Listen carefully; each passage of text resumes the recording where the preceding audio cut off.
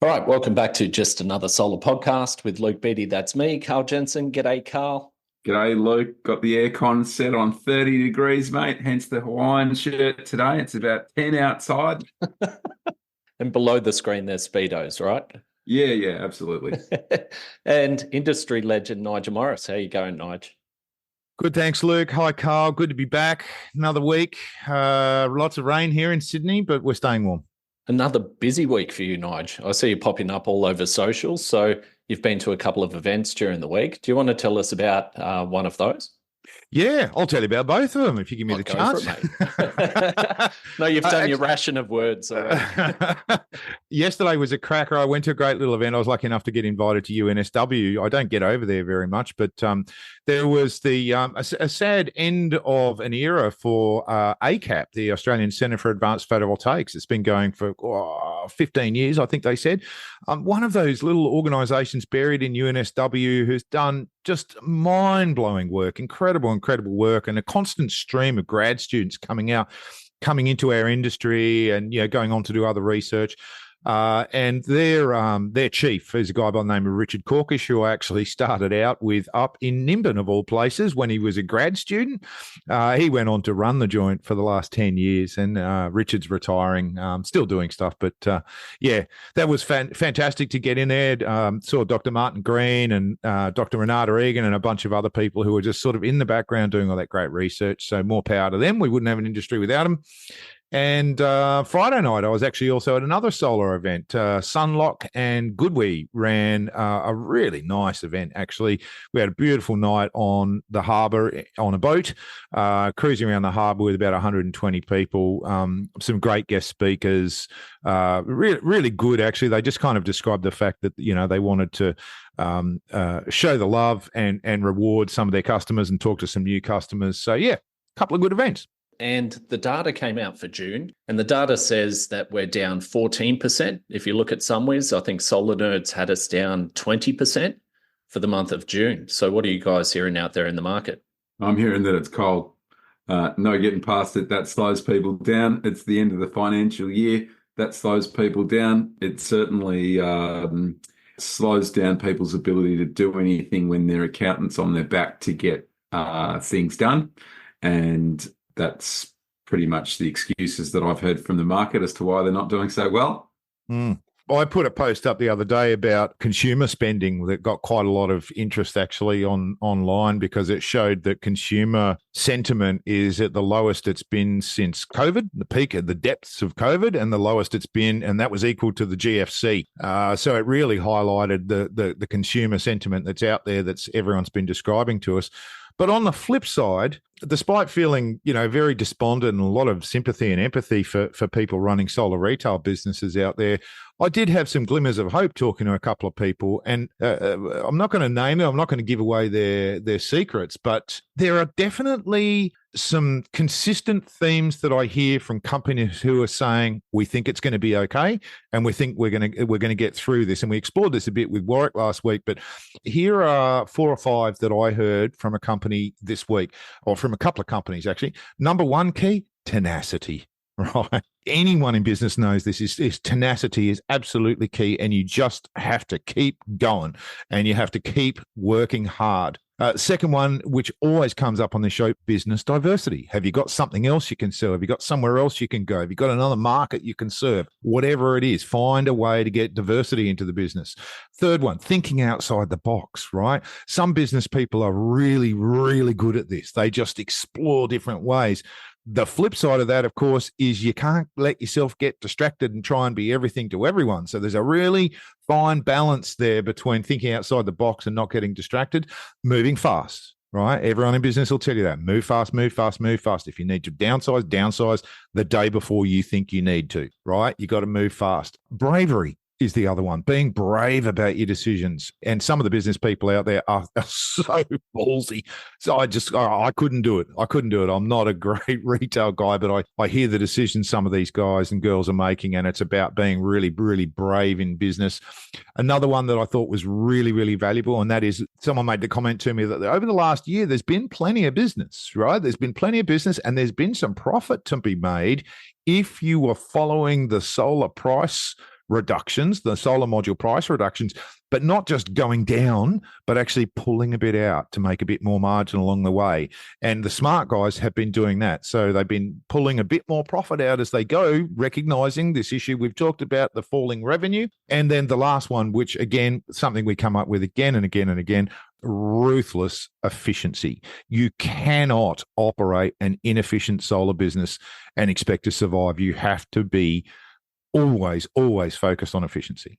I think it's a good time to bring in our guest, because for someone who runs a solar business and a diverse business, I think there's going to be some interesting insights that are going to come from him. So Luke Cove is a managing director of Lightning Energy. He's been in the game. He's been there in the trenches. He's been showing tenacity, but we welcome Luke Cove to the podcast. Hey guys, great to be here.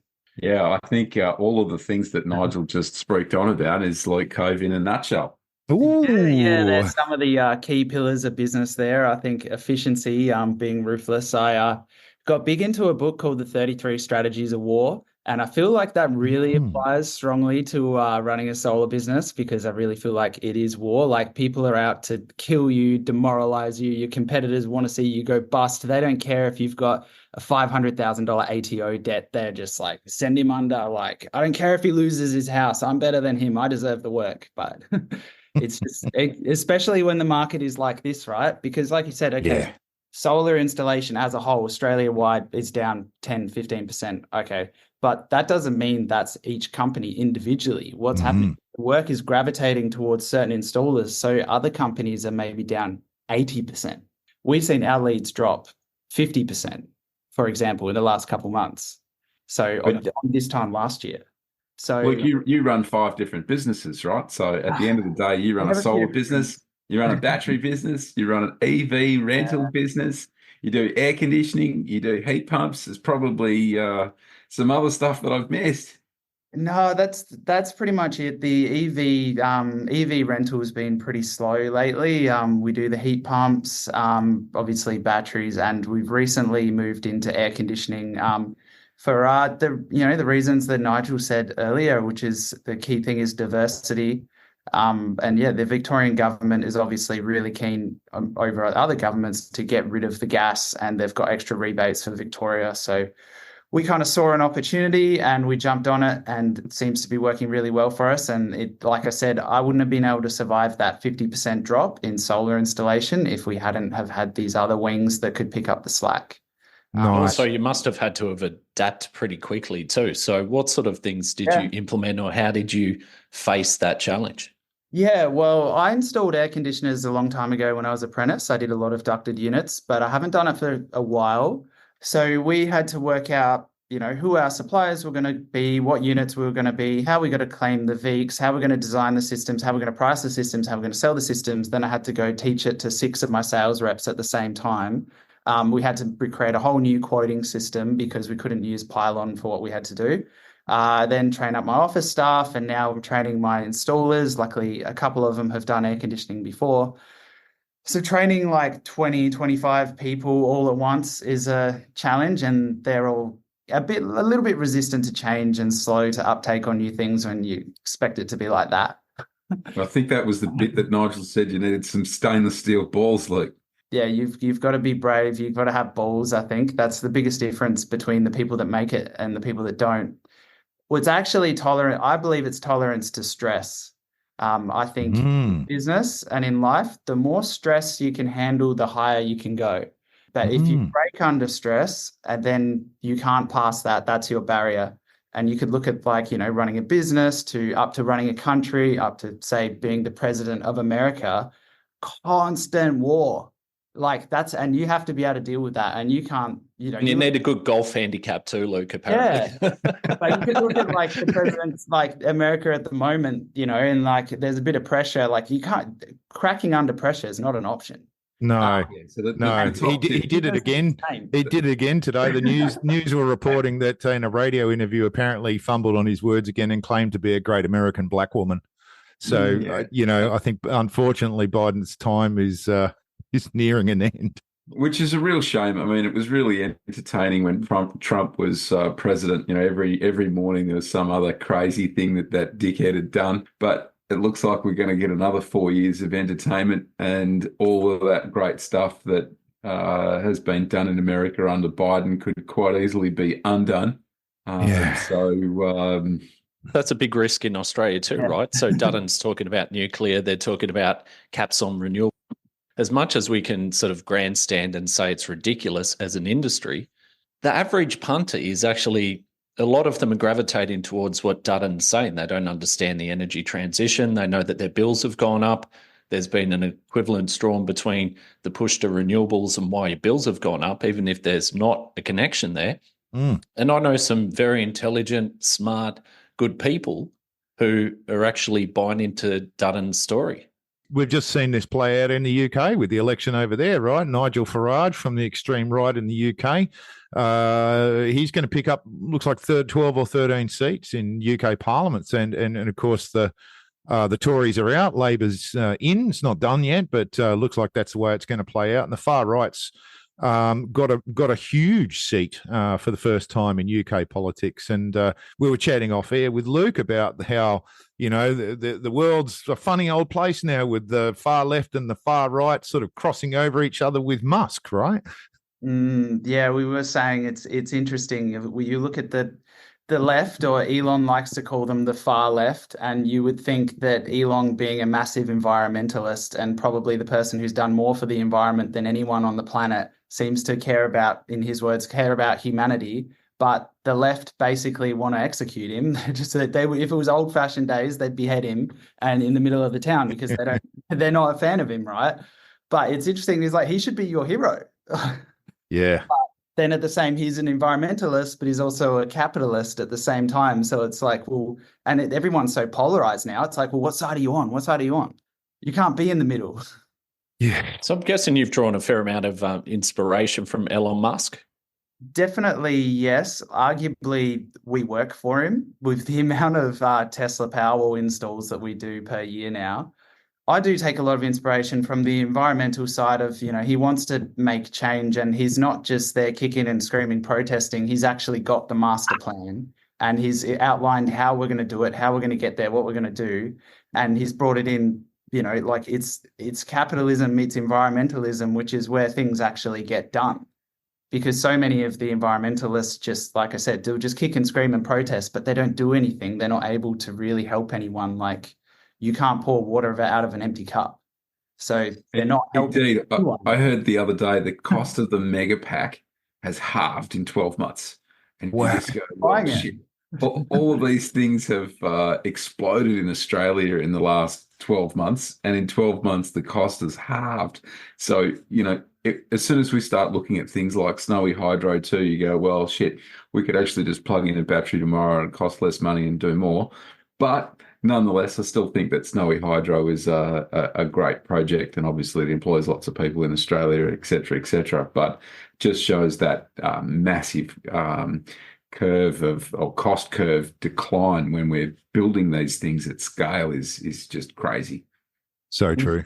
As a footnote there too, ARENA has just conditionally approved $143 million for the deployment of 370 community batteries. So the answer isn't snowy hydro, it isn't community batteries, it isn't behind the grid batteries, it's all of the above. Wow. How many gigawatts or gigawatt hours is that? Have they published that? They haven't published that yet. So they've just published the figure, and then they've said that there's going to be about 3 times that in private investment. Wow. That's a lot of storage going out there. Whether you're a fan, I hear people arguing for and against community batteries, but I mean, whether you're a fan or not, there's no doubt that whacking a whole wad of gigawatt hours of capacity onto our network is going to help, right? Yeah, well, there's no getting past it. So we're at that time of the year when the energy retailers release their new rates.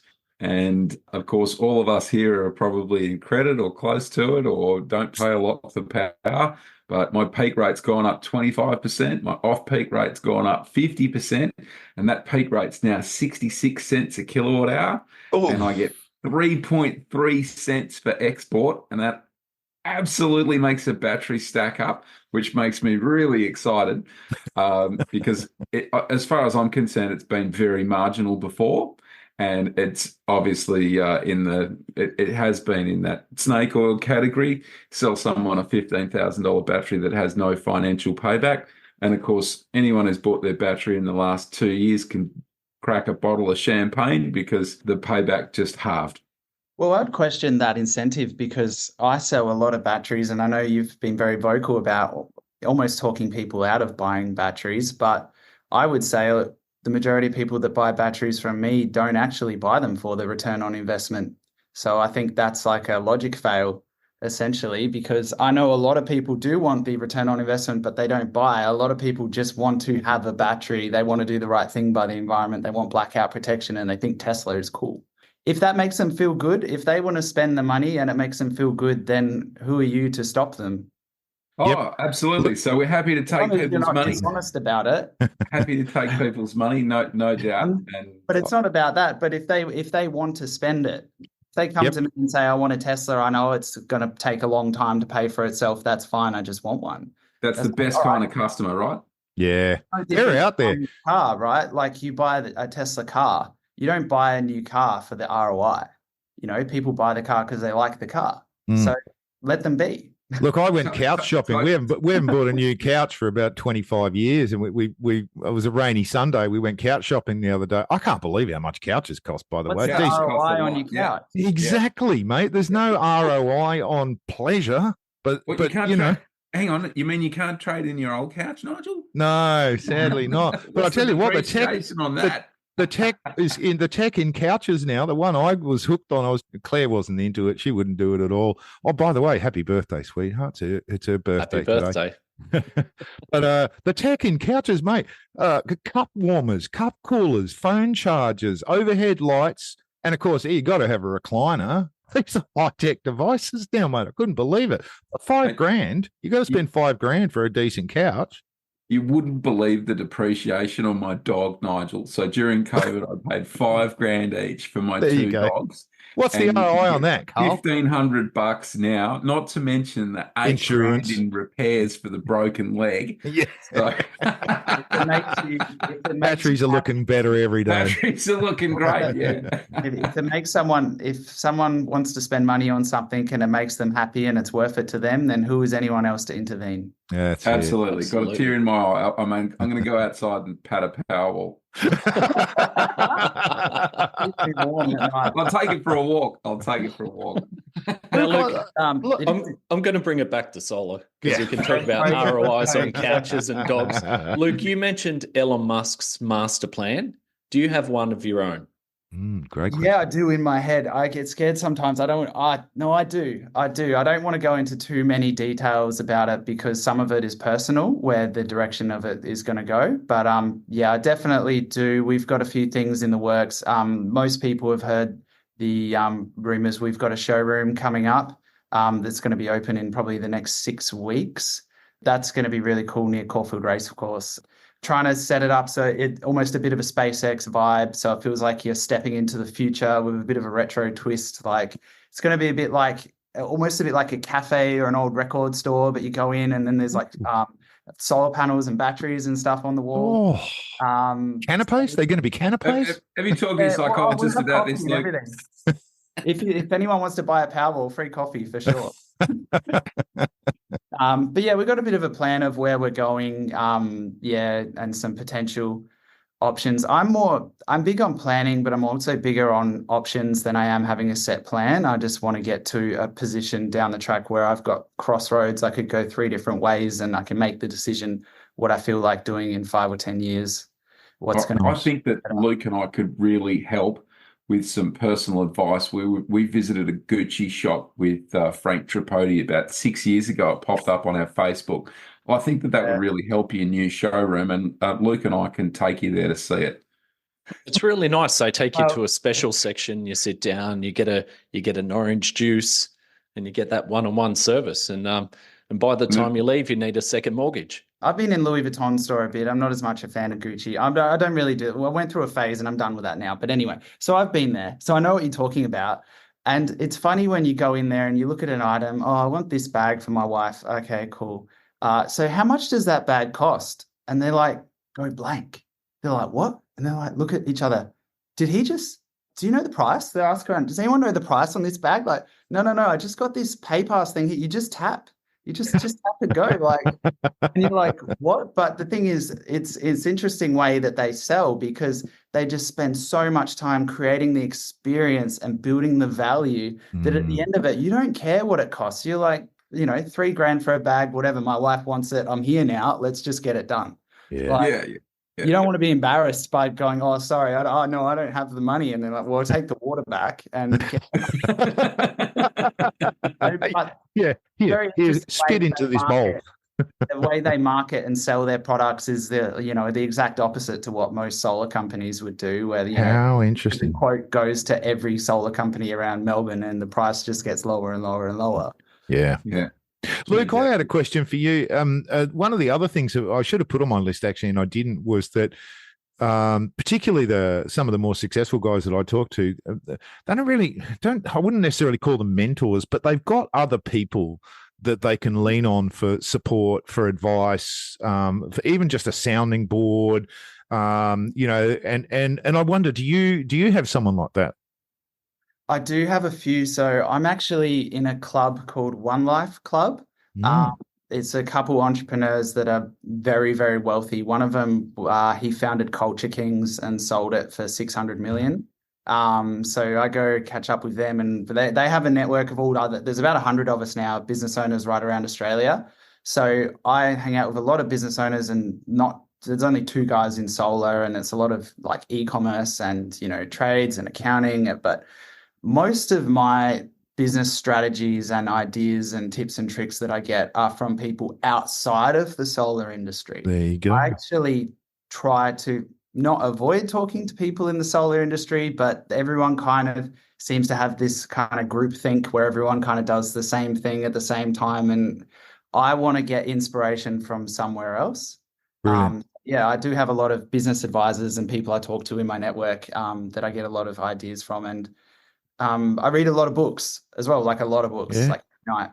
It's very important, I think. They all business related, or do you go off and read something else? Started with business. I'm really big on psychology and human nature at the moment, reading a lot of books around that. Started with sales and went to psychology, persuasion, influence, human nature, and then kind of you go down a rabbit hole with that.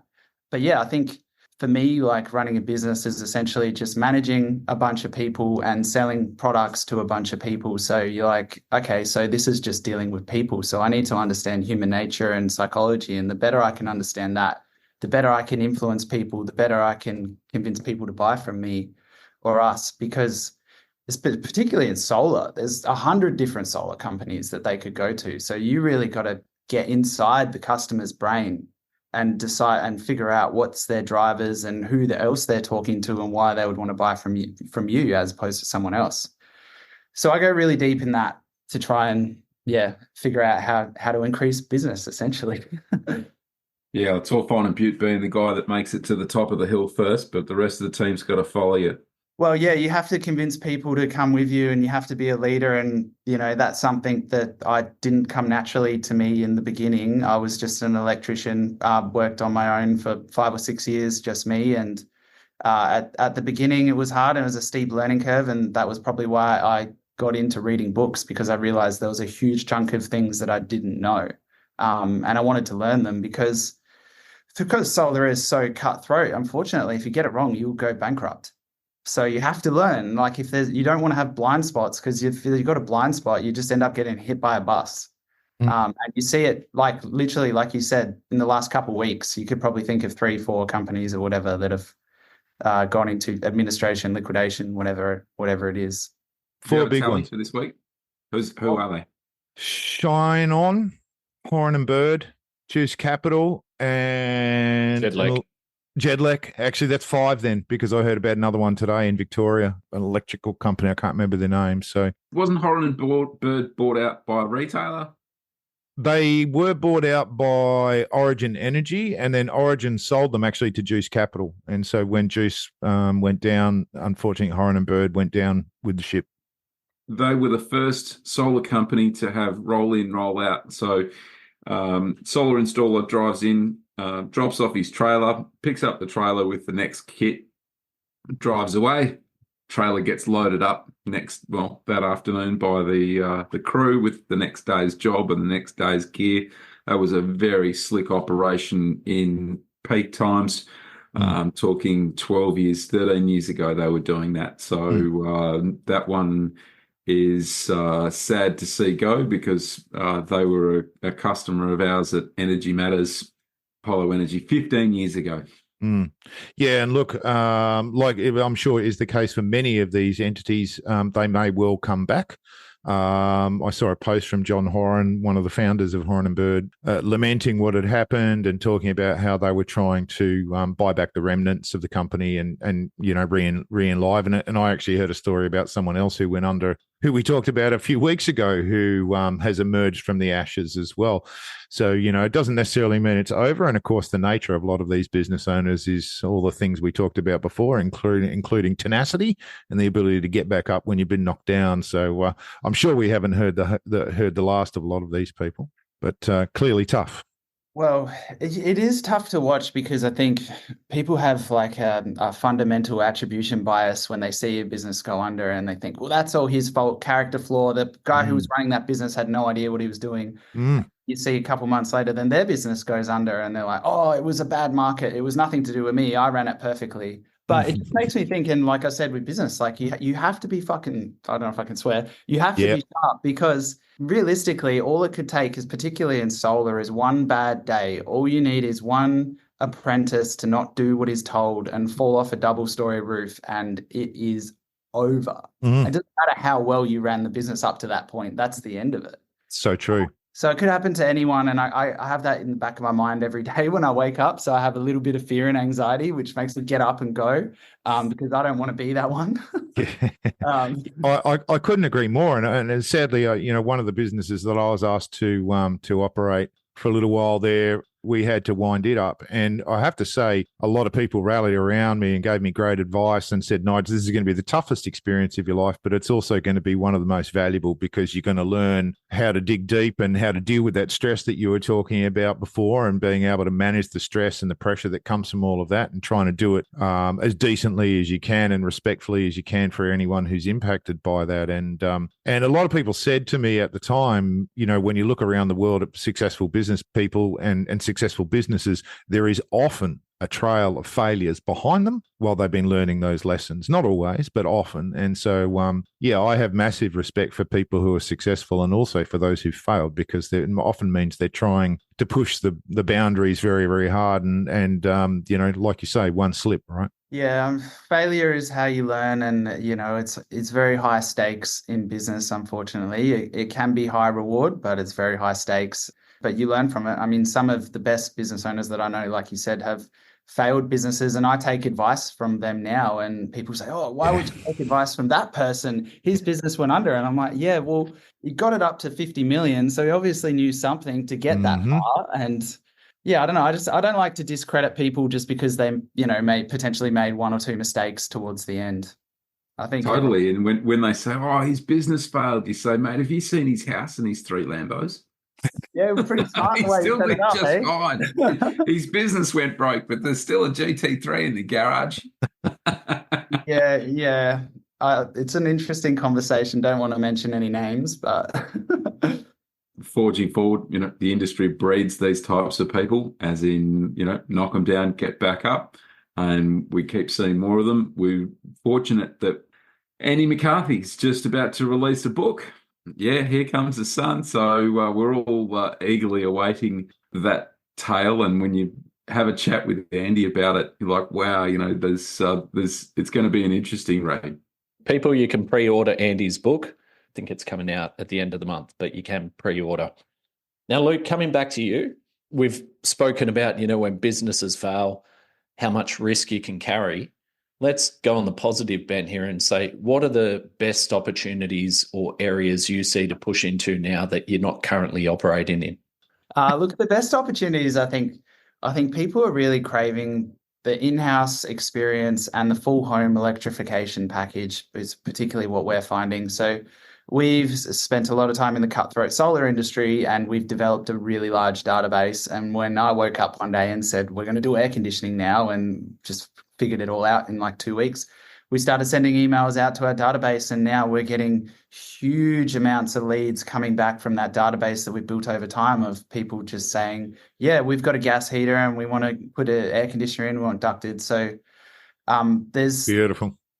Big opportunity cross-selling your customers. And I was just talking to a customer today, and we got undercut on the aircon a little bit, but he goes, look, you did my solar, you did my battery, you did my heat pump. I want to work this out. I want to go with you. And that's where we're going to really the full electrification package to offer that whole home solution to customers. And really you maximize the value out of every lead, because if we go through solar quotes and we pay X for a lead and you make one sale and then that's it, you're done. But if you can sell them something else down the track, then you can basically 4X your return on that. So you've discovered the holy grail of the database, which was a blessing or a curse. Some point there it was a curse, and obviously you found the blessings. No, I live and die by my list. Never underestimate the list. But I think Nigel said it before. I take some influence, I'm okay to say it, from Jake Warner and Penrith Solar in Sydney. I don't copy what he does, but I see some things and, being really good at one thing and just offering microinverters. And I think I have a lot of respect for that. And I would like to run a business like that. But at the same time, we get thinking, well, then aren't we missing out on this? Oh, what if someone wants Solar Edge? What if someone wants this, then all that? And I'm like, oh man, so we do want to kind of be diverse, like Nigel was saying, so we can offer a few different things so we can get more value, and we're not just dealing with, say, 10% of the market. Because previously last year we made a decision, we were like, going to go all premium, we're just doing all Enphase and Tesla, and then we're like, we're missing out on such a huge amount of customers here, particularly as the market tightened up.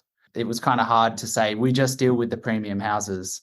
So we had to open up a bit, and diversify. Interesting commonality between you and Jake. I also respect Jake. He's got a great story, excellent guy, but he talks about McDonald's. So he came from McDonald's, and what's the word, Nige? McDonaldizes. McDonaldized. I can't even say it. He does that. I read a bit on your background. You also came from fast food, KFC, back in your teen years. So do you reckon there's something to it? Maybe. I was pretty lazy back then. I didn't really kick into gear until the mid-20s, I think. Were you eating nuggets out the back as well? I was. I was. So I did that, and then started my electrical apprenticeship about 17, 18, and kind of ran through that and did air conditioning, and then did commercial work, and did the big construction thing, working on the high-rise buildings and all that. But got sick of that. And then 2012 went out on my own. And I haven't had an official real job since 2012. Just been out on my own. So it's been well done. Yeah, I mean, I think it is interesting to look at the influences behind some of the more successful solar businesses that are out there, whether it be fast food or whether it be finance or whether it be these other things, which gets, as you talked about, Luke, thinking outside just coming to work, selling an inverter, bolting a solar system on a roof, but actually thinking outside that about business and about different ways to do business and different ways to find customers and different ways to influence customers, even down to how you market it, right? And telling the stories. And it's not about trying to dupe people or it's about actually just being intelligent about what you're doing. And full credit to you and others who fight that retail battle every day. I don't know how you do it. Yeah, well, we put a lot of time into our marketing and social media, as I'm sure you guys know. But I find that's really hard. It took a long time to learn, but it's really about being authentic and trying to connect with the customers. And you really got to put yourself out there for that personal brand, because there's so many solar companies out there. They're all like green sky, green this, and it's all the same. It doesn't mean anything. It's not memorable. So for me, I would put myself out there as a personal brand to represent the company, because people will remember me and they'll go, they'll build that trust, and they'll think, well, this guy's probably not going to burn us, because if he was going to burn us down the track like some others do, he wouldn't be putting himself out there personally, putting himself on the line. If you're doing that, you'd be hiding behind the business. So we have a marketing strategy that's around, authenticity and creating relationships with our customers and trying to keep that going through their whole, journey of electrification of their whole house. Do you think that electrification of their whole house, Luke, applies right across Australia, or is it just a Victoria thing? I think it's a global thing, if not interplanetary thing. I mean, you think of what, but yeah, look, you look at like if you go back, if we circle back to Elon Musk and the master plan is to move the whole world over from fossil fuels to renewable energy. And when you think of it that way, and you think about all the electric cars that we're going to have to power, all of the, the power stations, the power lines, all the switchboards, every house, the whole world needs to move over to become electric. And that is a huge job. And that just makes me think like, wow, we're in a good industry right now because the next 10 years is going to be mad. And yeah, it's a kind of noble thing to do as well because, yeah, like we all come to work because we want to make money, but you are actually making a difference at the same time, providing value to people, to the community, to the environment, and helping people save money and live a cleaner life. So it's good. It's exciting. I want to give a shout out just while you're on this topic of electrification to Gemini for their bullshit advertising this week. I'm being flooded with Gemini ads whenever I go online talking about renewable gas, apparently. And a little mention of methane or biometh or biogas or something. I'm betting they don't even have any. If they do, it's about 0.00001% of the gas they shove down my pipeline. So nice job, Gemini, bullshitting all the way through about renewables.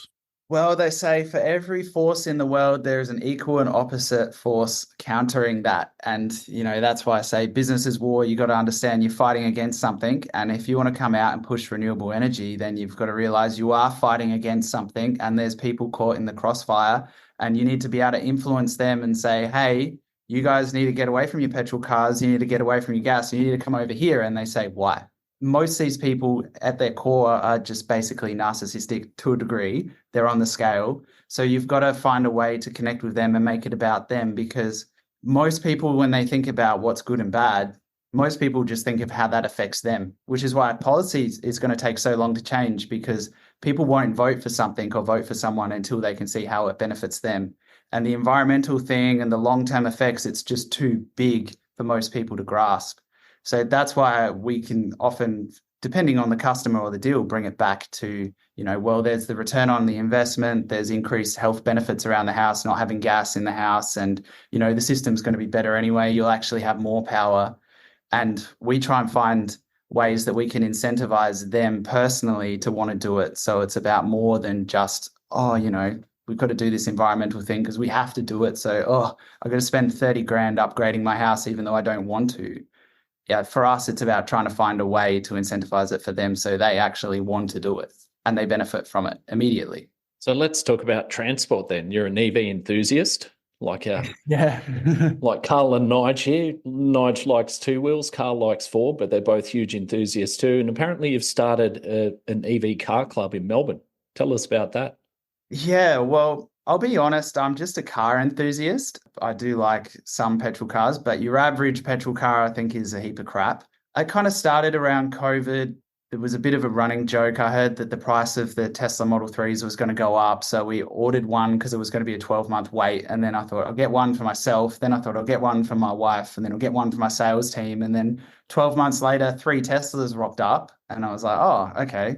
What am I going to do with this? So then we started going, okay, well, we can get this one, we can rent this one out, we can rent that one out, or let's start a car club, and then we'll have everyone meet up once every 2 months, and then everyone can bring their cars in, talk about their cars, and it's a great way for us to meet potential clients as well, because all of these people that have electric cars are coincidentally really heavy energy users, and as you know, heavy energy users are looking for ways to reduce their bill, plus they're also environmentalists. So that kind of cracked us into this circle where we could create a community of people that are, into electric cars and they're into the environment and they're into saving money and all that. And we could, basically just hang out with these people and talk about cars. And we've seen some really crazy cars come through, anything from, an electric coffee van to Porsche Taycan to someone brought a Lotus Electra when it was a prototype before it was even released, about 6 months before it was released from the Lotus dealership. So yeah, we've got to meet some cool people and see some cool cars and just have a bit of fun. But create a community outside of work. What else do you do outside of work? You've got a very busy life, running all these business units and being a visionary. What do you do personally to keep that balance? Well, yeah, I've got a wife and two kids. Yeah, so we spend the weekends, I generally just spend time with them doing, family stuff as you do. And yeah, going to the gym a lot, trying to on a bit of a health kick, train a bit of Muay Thai. Yeah, trying to stay healthy, trying to maintain the stress levels. Because yeah, I think last year I burnt myself out probably about 6 months ago, just from going too hard, spending too much time in business, trying to grow the business, too much pressure. So now I've trying to turn it down a notch and, relax and do a bit of meditation and stuff to keep things under control. Yeah, I kind of feel like I found where that limit was. And I feel like your brain is like a muscle. You grow the strength over time. You find the limit and then you pull back. And then after that, then you can go even higher. But you just got to keep pulling back at every level a little bit to keep it in check. Yeah, that's what I do to try and kind of manage the work-life balance. I mean, for me, I think the best thing is work-life integration. My wife disagrees, but I like work-life integration because of things like we get invited to like Solar Juice Elite retreat and stuff, and we go up to Bali and hang out there. And I kind of feel like I got a holiday, but I also don't like the feeling of not getting anything done. So I feel like I'm like, no, I'm holidaying, but I'm networking and I'm kind of getting stuff done. So it kind of works that way that, yeah, get a good work-life integration as well is a good way to stay happy because I think you don't want to just hate your work. You want to make it fun. Oh, look, absolutely. And we all know that those relationships that you build on those sorts of trips are awesome. And whilst I didn't go to Intersolar, Luke didn't go to Intersolar, you didn't go to Intersolar either, Luke, neither did you, Nigel. That's probably the first year when none of us have been in a while. I still think that that's a great networking opportunity for anyone in the solar industry. And it's definitely a motivation sort of trip, given that it's the middle of winter. Otherwise, it's fairly low in terms of your own work demands. So it's a good trip to get properly motivated, come back and smash it for the rest of the year. I have to say, Karl, that I did get an invite to go this year. And it's the first one I've missed, notwithstanding COVID, since I think 2016. And I did not have a scrap of FOMO. So previously, if you miss the good trips, you see the photos, you can have a tendency to go, oh, I wish I was there. I missed this one. I saw the photos, very, very happy for the people who went. And, there was Intersolar and SNEC. People came back and some people got a lot out of it for technology and business connections. Some people just had a really good break. In the same vein, Luke said that they got to unwind. They got to go to Europe or China, do some different things, eat the food, do some tourist stuff, do a bit of networking. So there's some business value to it. But I think a lot of us need a holiday is whenever we can get it. But no FOMO. That's my big revelation for this year, which is great. The one thing I found with, I told you I joined One Life Club, which is a similar business network, but it's non-solar. They actually do retreats, and you do retreats with people that aren't solar installers, which is kind of refreshing. So I think are they as much fun as the solar ones? No, don't worry about it. Now, there's not time for much more, so we'll do a quick whip around for last comments. We'll start with Nige. Gosh, more shows on the agenda, more things to book, more things to do. I'm excited about the electrification. I think Luke summed it up really well. My new world of connected and monitoring and controlling everything is just blowing my mind. And more power to everyone out there for electrifying their worlds. Awesome. And Karl? Yeah, so speaking of which, obviously in Victoria, we've had a delay in the implementation of the requirements for network operator being able to reach in and ramp things up and down, but the iStore range of inverters and batteries is absolutely ready to go. And ultimately, we've got integration with things like air conditioners as well. So we can automate lots of functions with that platform in order to avoid wasting any of that precious renewable energy that we're generating. Thanks to Luke Cove from Lightning Energy. Mate, there's been some really good insights. Really good to have a chat. Thanks for coming on. Do you have any last comments? Just keep an eye on what we're doing. As I said, we've got the showroom coming up, which is going to be, I think, like nothing in Australia right now when it's finally open. And there's going to be some opportunities there for workshops and podcasts and all that kind of stuff. We want to make it a bit of a hub for those types of things. But keep an eye out for that. Hopefully, 6 to 8 weeks, we'll have it all sorted, and then you'll be able to see what I'm talking about. So I'm really excited to show you guys and, see what happens next.